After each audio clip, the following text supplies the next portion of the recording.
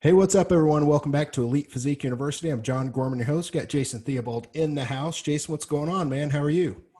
Doing good. What is it? Thursday, already the end of September. I don't know where summer went, man. I don't. I mean, it still Right. feels like it, but I mean, we're on the wrong end of summer, unfortunately. Yeah, man. It was 80 degrees this morning. I'm sitting out on my porch about 10 o'clock, drinking a monster, just kind of taking a break for a little bit. And I was like, well, here it comes, man. It's always September. I mean, sure, we'll have a couple spikes here and there, maybe at 90 or something, but it's mostly 80s and upper 70s. So it's kind of my favorite time of the year is September, and then like early October, it just starts to cool off and it's not so muggy. I like to do a lot of walks Yeah. outside. I've been walking like 20 minutes a day, just doing my workout, and then been listening to Tim Grover's audiobook Winning.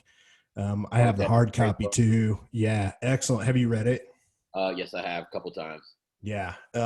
Really, really good book. It, man, it speaks to my soul because that's kind of how I'm wired. And I figured that you would have already have read it because you're the same way. But yeah, man, it's a nice time of year. We've got a really good Q&A. It looks like we've got five or six. Man, I love all these questions. Before we do that, let's talk about what's new with you. I'll kick that off. We just got done doing a huge pre-sale with apparel. We've had a lot of people reach out for, they want us to carry more shirts and stuff like that. And historically speaking, I've always hated apparel. I know Fat Muscle Project started as an apparel company, but man, whenever you order apparel, if you just order in bulk, like you don't know how many sizes you're going to sit on for a long time. And there's been women's t-shirts I've sat on for literally 5 years. And I'm not even kidding. 5 years because we got too many. So we started Yep. doing pre-sale, and we're going to start doing those like every single quarter. We did a lot of the ice shakers, Chris Gronkowski's company. We've had him on the show before. Yeah. Man, we sold, I mean, I told you the numbers. I'm not going to talk about it here, but over the course of 3 days, like that was a pretty massive. I mean, if you take those numbers I told you and you add that to your monthly total, that's huge. Where if we wouldn't have done any kind of apparel or shakers at all. So anyway, we've been getting our ass kicked, man. So that's really just kind of what's new with me. It looks like you guys just got back from First Form headquarters. What you want to talk about that? I know you did a whole podcast episode on the excellence Yeah, I culture. mean, I'll keep it short and sweet. I mean, at the end Yeah. of the day, it was a business seminar. I talked about basically kind of the things that I innovated on in order to go to a seven-figure coaching business. So it was cool. I got to barely just tell my story, some of the things that I kind of felt like I did first and just some of the things that, helped propel. And so it was all business. We had Nick Ross from NCI do something on neuro linguist programming, which is like how you do your sales and how you get people to agree with you and close the sale. And it was pretty cool. So I'll be honest with you, I think we had about 30 people, and I think that people missed the boat. The ability just to network at these things with us is big, and to really get somewhere in the coaching industry, you need a network, you need friends, you need people that you can lean on. So I think more need to take a look next time, and but it was good. It was good. So then I'm in prep. Kind of had a bad prep day, man. Finally, just like don't feel like I'm gonna be ready. I don't feel like I look good. Like I just had that thought, and I couldn't shake it, man. And the only thing, like I was talking to Ari, and she's like, just go train, do something that you do no matter what, Yeah. and just see how you feel. I got some compliments, and obviously I don't know what it's like to get on stage, but they told me I was looking freaky and blah blah blah.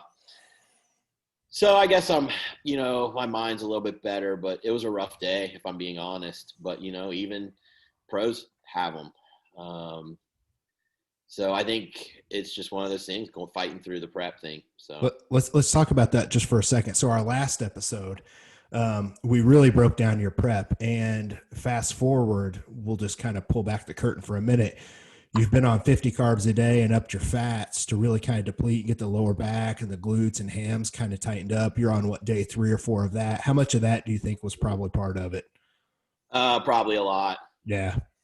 Yeah, I mean, I'm flat. I'm gonna come off that tomorrow, but I'm flat. Probably sunken serotonin. Yeah. You know, you do all of it, and you're just like, man.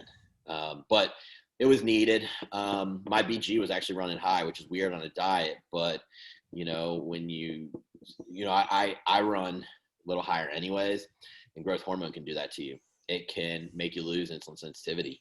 Right. And so I had a 140 reading about an hour and a half after a meal, and it really should have been be lower. It's not horrible, but it should be better dieting. And then that morning it Yeah. was 111. And I was noticing I felt kind of watery on the carb intake I normally would take for dieting. And I'm like, so I just went ahead and did that reset. I got my glucose numbers down to like 89. So I think I'll go ahead and get carbs back in with lower fat because that's what works better. But the Yeah. whole thing was a hurdle. I don't know if I progressed. I don't do great with fats in terms of fat loss, I don't think. So the whole thing was a mind fuck. But you got to do what you got to do. And you just got to kind of like that reared its ugly head, you know? And so I Yeah. had to adjust. So Yeah. And you know what, man, knowing you, and, you know, we both know this and what we do. It's just hard sometimes to see it ourselves when we're actually going through it, but you're probably going to throw that low fat, high carbs back in, and you're just going to zoom and take off, and your metabolism is going to fire. So maybe you didn't feel and look great after 4 days of that, but it's enabled you to throw the carbs back in, and you'll probably take off from it, and you'll probably look even better here in another 4 or 5 days. So plus the other cool thing is too, you're like, what, 3-4 weeks out at this point. You'll be able to carb up and see what you look like carbed up, you know what I mean, and start kind of playing with that. So it's all yeah, good I stuff. probably won't mess with that for another 2 weeks, but yeah, I kind of have an idea of everything I'll do. And I'll probably do like just a Friday load, uh, maybe like 600, something like that. Yeah. Maybe even lower with some fats in. We'll just see. Yeah. And then finally, we do have an announcement on our Elite Physique University seminar. Phase 2 is what we're calling it. And we're not going to go into the exact details. We will give you guys the dates now, but we are going to go into full detail on our next episode. And we can go ahead and tell people it's going to be myself, it's going to be you, it's going to be a full weekend. It's going to be November 20th and 21st in Tampa, the same place as the last place that we did it. And we have a guest, man. We have Dr. Bill Campbell is going to join us, and he's going to present both days. So he's going to give we're all going to give 2 classes. So there's going to be 3 of us. And you talk about the top bodybuilding researcher in the world, in my opinion. Everyone loves Bill. That's going to be exciting. And we also are going to have some announcement on a live stream. So just a little tidbit so people can start planning ahead, because while we're recording this, so we're somewhere around like 11 weeks out. So we're going to open up tickets here in the next couple weeks, and we're going to get it rolling, man. I'm excited for it. So that's probably all the catching up that we need to do. You ready to get into this Q&A? I need to do one more thing that people aren't going to like. Okay. So our manufacturer had told us that liposomal L-carn would be sent August 26th. Now we're being told September 20th. So I'm not happy about it. I apologize to you all who are anxiously awaiting it, but there's not much I can do. Yeah, man, it's just fucking part of the industry. Speaking of carnitine, actually, Monday I go pick up our newest flavor. We're getting ready to drop a new flavor. I guess I can say it's sour gummy, because by the time this airs, it's already going to be out. But I mean, I'm experiencing everything on my end too, like delays on my end. You're talking about delays in everything, packaging. We had to go with little different bottles and stuff like that, because everything's just affected. I mean, everything last year, it seems like things are over, folks, but it's not. Like there's a huge aftershock that we're all experiencing. So yeah, Well, just a lot of people, not a lot of people, but there are some people, and then this gets into politics, and I don't want to do that, but right. not everyone's back to work. Right. That's Every the problem. industry is struggling. Like I went to our local pizza joint last night because I can get a quick chicken salad with Aiden. We go out to dinner, and I can get like just a grilled chicken. And at like 6:45 on a Wednesday night, we had to like wait 15 minutes, and then it like took forever to get the food, and like it's just not normally how this place is. And they're just like, yeah, I mean, we don't have service. So yeah, it's tough, man. Well, let's service these questions here. I really, really like these. We're going to start off with this first one, this anonymous. What are your thoughts on Phentermine for appetite suppression and fat loss? My doctor wants to give it to me, but I want to get your opinions whether you've had clients who have had it prescribed before or personal use or anything like that. Jason, we kind of talked about this before we started. I don't have a ton. I've got clients that have used it, and I know it suppresses appetite and stuff like that, but what are your thoughts on this? Well, I'm confused. And I'll be honest, maybe, I need to do a little more research, but I thought the FDA pulled Phentermine 1997.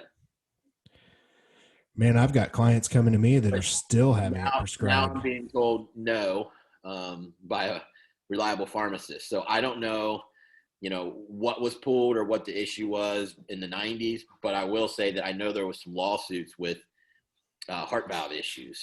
So I don't know, like, I feel like a healthy diet, maybe supporting thyroid, some things of that nature might be a smarter situation than going that route. I'm going to look it up while we're sitting here because I know I've currently had, just in the past few years, I've probably had at least half a dozen people. It's usually Gen Pop. Matter of fact, it's all Gen Pop that are overweight, and they come to me to start. And that's one of the things they list out on their questionnaire whenever I'm collecting all their information, that they have a Phentermine prescription. And it's just one of those things, man. Like, I see it, like, people abuse it. Yeah, it suppresses appetite, but used over and over and over again. A lot of the times it's being used to mask an eating disorder or an issue, not being able to stop eating. So, at the risk of everything you said with the issues with the heart, it's going to fry the fuck out of you. I mean, it's just going to over time. Like, if you keep abusing, it's just going to fry the shit out of you. So you start stacking that, and most people are drinking coffee and have caffeine and the stress of training and all these things that we've talked about on this show. Like, there's just no way in hell I would recommend that for Gen Pop, and certainly not for physique enhancement. I mean, for fuck's sake, like, there's other stuff you can do besides, fucking around. I feel like if someone is relying on their doctor for weight loss, there's better avenues, put it that way. And if you listen to our show, there's two avenues right here, two coaches that can put a solid plan in place where you don't need Phentermine.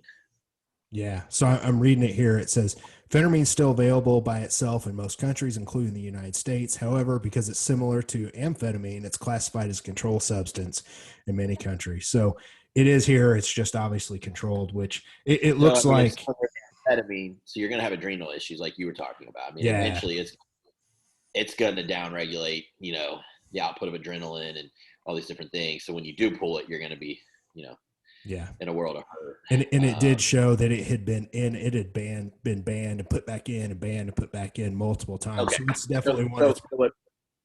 So it did get pulled, yep. And then it got put. Okay. Got it. Certainly. So I was partially right. Yeah. So here's this next question. For coaches that have Gen Pop clients, this is really, really going to stand out to you, or maybe people doing their first time show. The question is, or the statement is, I get so much shit from my coworkers after starting my new diet. I bring my food to work while they eat out daily. I drink my protein shakes. I eat out Tupperware. I do everything to try and stay on plan, the whole 9 yards. What can I do to get away from this kind of stuff and just kind of make it go away? So, Jason, this is something that most bodybuilders that are seasoned, like, you get used to this over time. You just kind of shrug it off and you keep going. But for coaches, especially, man, like, you get those new clients and they're, especially Gen Pop, and they're dieting and they're packing their food and they're taking it with them, and they go to work every day and they have to deal with this shit. Have you had to help clients just kind of get over that hump so they're not so worried? I mean, at the end of the day, I'm trying to think back when I was new. I just never gave a fuck, man. Like, I don't know. If I fucking wanted to heat up broccoli, like, that's what I was going to do,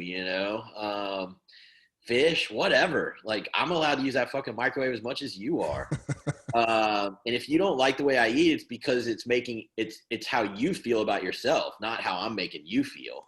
So I don't know, man. Like, I think it's great that you're adopting a healthy lifestyle, and I think you should be proud of it. And listen, if you want to be less rude, don't do broccoli and don't do like cod and fish, but heating up chicken and rice and all these different things that are very healthy. There's no odor. And if they're giving you shit about that, like I said, that's that's more of a reflection of how they feel about themselves and wish they had the discipline.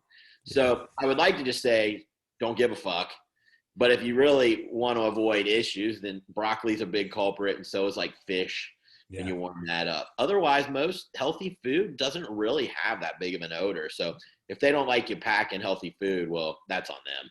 Yeah. And so this is something too. And I've had multiple clients like, listen, I remember when I first started, man, I was so excited, right? Like I would have my food packed and I was proud of it. Like you're accomplishing something. You're checking the box that day. It feels good, especially when you start making progress. So, a lot of the times people actually bring this on themselves. They don't realize it because they're constantly talking about it. They're talking about their diet. They're showing people their food. They're doing this. And sometimes it will bring this negative attention. It's one of those things where I'm just like, you know what? Just kind of keep that shit to yourself and you don't have to deal with those kind of people around you.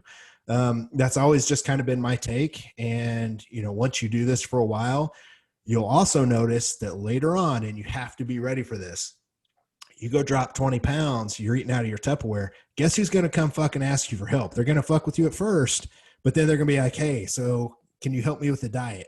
And I can't tell you how many times that happened to me. I worked at the Springfield Park Board in 2006. I'll never forget. I got shit all the time, even from the girl I was seeing at the time. I'd never competed. And dude, 4 months later, I'm looking pretty good, making good progress. Half the office wanted me to write fucking diets for them. The same motherfuckers that were giving me a hard time before that. And you know what? It kind of kicked off a business. You got to join them. Do what? If you can't beat them, then you got to join them. Yeah. Now they got to put effort in or look really shitty, so. Yeah. So I don't know. You always got to remember, like there might be a silver lining to where maybe you can actually help somebody or maybe even inspire some people. So here's kind of a cool question. If you could pick any macro distribution for best overall health and having a decent physique, what would it be? And I know that's so broad, man, but I'm talking about for health. Like say right now you're going to step off stage, you're never going to compete again. You just wanted to look decent, but you also wanted to be healthy. Yeah. I know there's a big difference in, setting protein, setting carbs, and setting fats for different areas. If we're just talking about for health and insulin sensitivity, what would you pick? I know mine.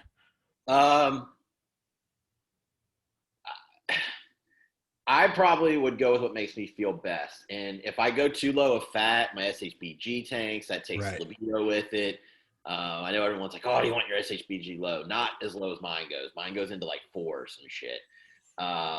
So I would probably, like right off stage, I think I would have about 70 grams of fat in daily for hormone support, and that helps keep that SHBG up for me.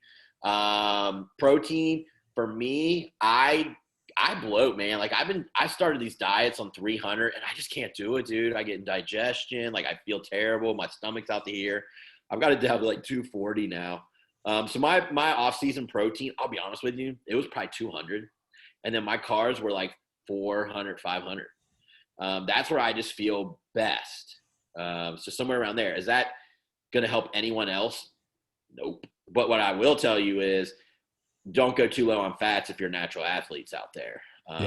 And, I wish I could eat lower fat year round, but I learned that it does take a dive on kind of like my mood, but also libido, just drive, things of that nature. So I need to even keep some of those fats in, and then I can't stay quite as lean, but I stay where I'm feel, good about myself. Yeah. For anybody out there like me that you're not trying to diet, you're not trying to grow, you're just trying to maintain and be pretty healthy.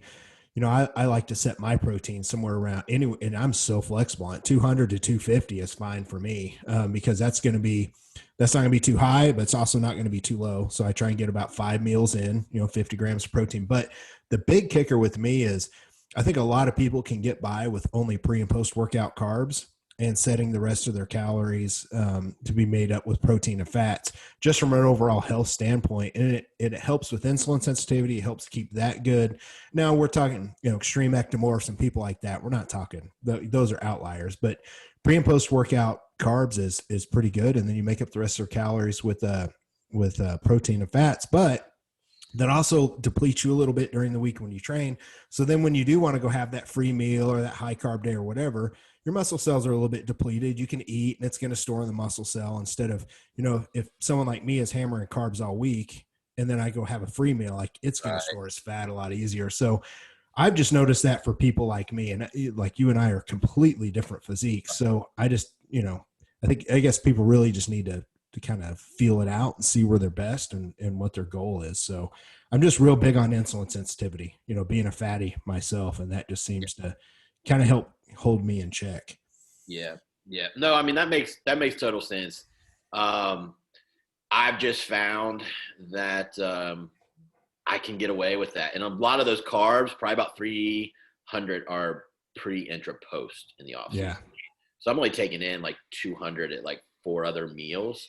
I usually only even eat 5 meals in the off season, like 40 grams of protein a piece. Yeah. I get you, man. Here's one that we haven't ever talked about. Do you guys ever load creatine? And if you do, when do you load it? And I know this is kind of fun. I'll kick this one off. Because I mean, we both recommend creatine. I Yep. carry it myself. Yep. 5 grams a day is pretty standard across the board for most people. Creatine monohydrate, so researched. Do you need to load it? I mean, you can load it. It's a cell volumizer. You can do things like that. But once you have it in, like if you go have a whole bunch in one day, it's not, once your cells are saturated, they're saturated.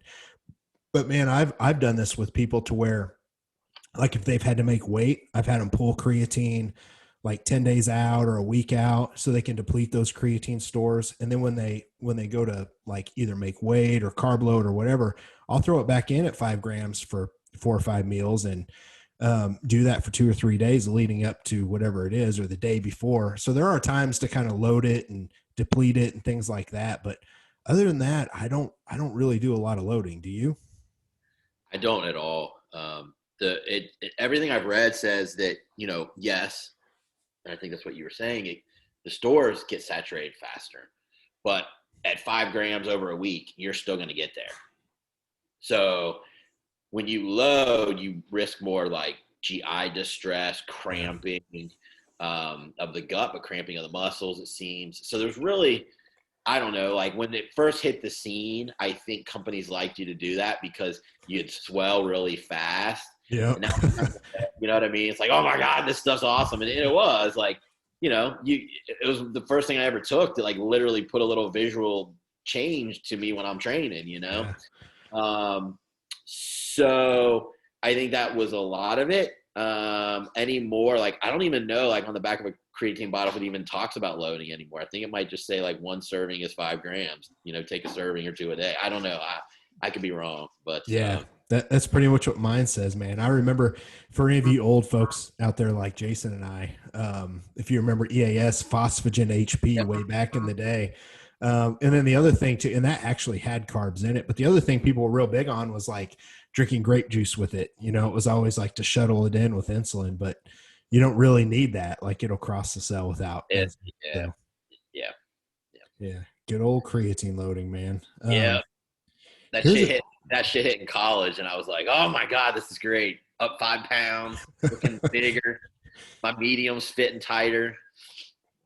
like I told you on a past episode, it's always my females during peak week when I send the peak weeks and I'm like, don't drop your creatine out. And they're like, I was supposed to be taking creatine. I'm like, what the Yeah. fuck? So here's another one, man. Then we've got a really good one to end the show. But before that, All right.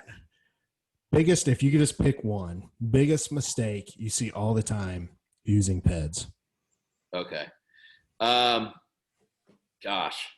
So honestly, what I think the biggest mistake is the overuse of anti-estrogens. You'll see a lot of programs have like not really much testosterone, and then they'll have like an anabolic that doesn't really convert, but then they'll have like 0.5 mgs of, Arimidex daily. Well, Yeah. and then the guy can't get a hard on, and his joints ache, and and it's suppressing estrogen, and men need estrogen to grow. So I think people don't realize, like, learn what your compound is that you're using. Does it convert? I mean, if you're on DECA and test, well, and it's a good enough dose, 500 a piece maybe, then you might need that ADEX daily. Might. But, just seeing these programs where it's just, 0.5 mgs ADEX daily, and you got Primo and 200 grams of test, and it's like test is the one that's going to convert, but at 200 it's not that much, and Primo doesn't convert. And Primo's also got an AI feel to it, so it's like learn your compounds, and then use your AI as needed, not as completely just across the board daily. Yeah, man. It's I know a lot of people that just hammer the fuck out of those, especially leading into a show. And the It's next bad for thing you cholesterol. know, yeah, they pull it out cold turkey afterwards, and they've been so dried up and so suppressed, they get this huge rebound afterwards, because you suppress the shit out of it, and you're bloated, you're feeling it in your nips all of a sudden, like Yeah, just a yeah, real quick short rebound. And I haven't seen it happen to anyone, but I've heard about, post anti-estrogen use, gyno growth, because you get that huge rebound in estrogen. So it's something that people probably need to consider. Um, I would say probably, back when I worked with a lot of assisted athletes, probably prior to 6 years ago, the biggest mistake I would see was, man, people just didn't blast and cruise. Like they just wanted to stay fucking on all the time.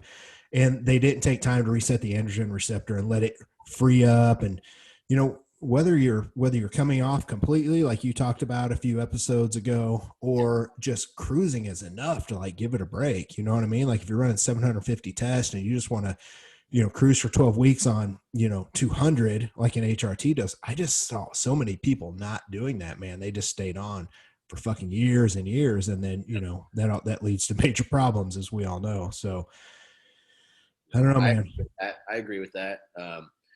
You know, one thing that I saw, coming completely off TRT and running HCG, HMG, and Clomid, I really didn't look any worse. I